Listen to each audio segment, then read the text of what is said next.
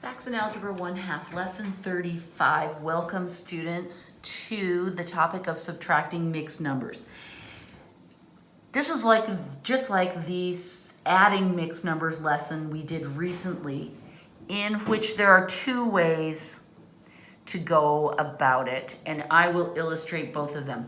The first problem tells us to subtract, and then we have 4 1/2 minus 1 1/8. You know how I feel about mixed numbers. I'll spare you the rant. But when the fractions are quite small, the denominators are quite small, and the mixed numbers are fairly manageable, I would say go ahead and convert it to improper fractions.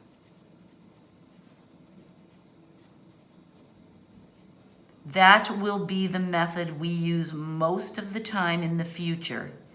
And while the second example is going to give us the caveat to that, most of the time I prefer this method. So let's fix it.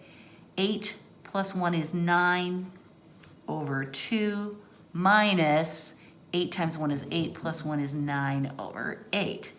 Okay, that looks so much better, doesn't it? I like it a lot better. Now we have to fix the denominators because the denominators have to match in order for us to subtraction.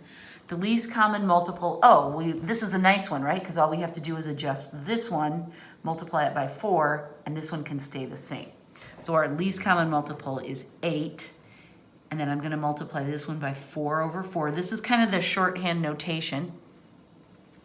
And then I'm going to get 4 times 9 is 36, right? Yes. 36 over 8 minus 9 over 8 equals 27 over 8. And John writes the answer as 3 3/8. So let's test it and make sure it's the same. This is the answer I got.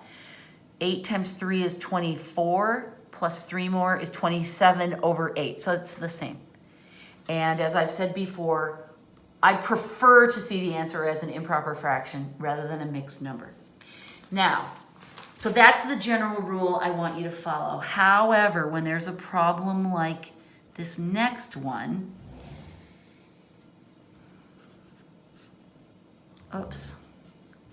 5 1/10 minus 1 14/15.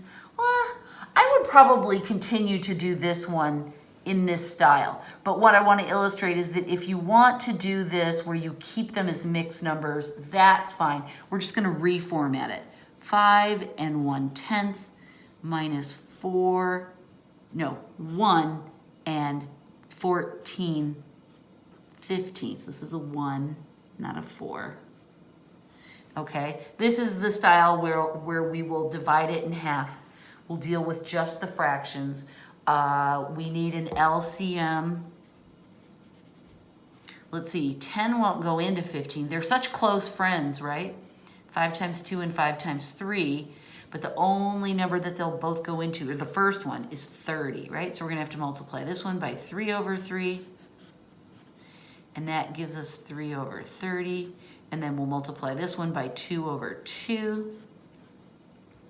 And that gives us 28 over 30. Now we're trying to subtract, right?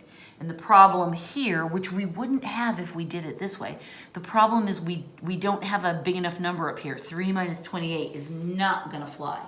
So what we have to do is take one of these whole numbers, we'll leave 4 there, bring it over here. It's equal to 1, but we want to add it with the matching denominator. So that 1 that we subtracted, we're adding over here as 30 plus 30. So that gives us 33 over 30. Now we can subtract and we get 5 over 30. 4 minus 1 is 3. And then this can reduce, right? We can divide top and bottom by 5. And it's 3 1/6 is our final answer. So I've illustrated both methods for you, convert to improper fraction or leave it as mixed numbers. Again, this one is vastly preferable. This is okay when the numbers are just big and clumsy and you don't want to turn that into 51 and then have to multiply that to adjust. So it's really your choice. Lean in that way. That's the end of 35. Wasn't that short and sweet? See you for 36.